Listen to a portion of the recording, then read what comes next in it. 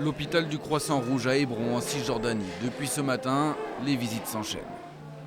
Le docteur Naël El Alam reçoit des enfants dont les parents soupçonnent qu'ils ont des problèmes cardiaques. Pour consulter, il travaille dans le noir, avec cette sorte d'ordinateur portable financé par l'Union européenne. Nous évaluons les muscles du cœur. Nous regardons en particulier la valve.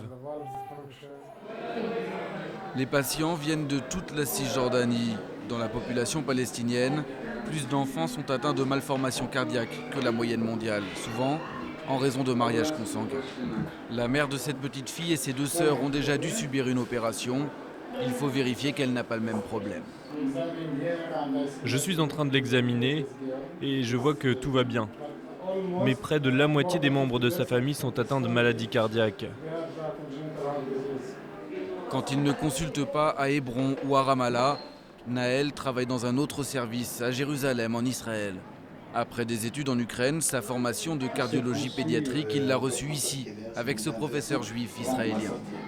Le résultat d'un programme nommé Un cœur pour la paix, qui avec l'hôpital Hadassah finance les opérations d'enfants palestiniens.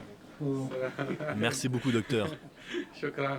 Ce petit garçon d'1 an était atteint d'une grave malformation cardiaque. Il vient de subir une opération. Naël avait fait le diagnostic il y a quelques jours à Hébron. L'enfant a ensuite été emmené en ambulance à l'hôpital Hadassah. Sans intervention, ses chances de survie étaient nulles. Votre enfant va bien, il sera bientôt à la maison. En Cisjordanie ou à Gaza, il n'y a pas de sécurité sociale. Impossible donc pour la plupart des Palestiniens de payer les 12 000 € que coûte une opération. C'est donc Un cœur pour la paix qui prend en charge pour moitié l'intervention.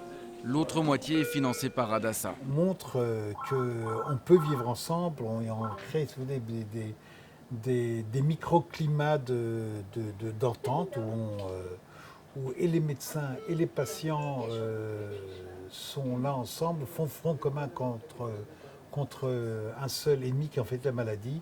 On n'est pas d'accord sur le plan politique, nous on ne parle pas de politique, on ne parle que de médecine, on ne parle que d'enfants, on ne parle que d'enfants à sauver. Depuis 6 ans, plus de 320 enfants, en moyenne 1 par semaine, ont pu être ainsi opérés gratuitement et sauvés. Et même pendant les périodes de forte tension comme en janvier 2009 et le conflit à Gaza, les médecins ont continué à travailler ensemble.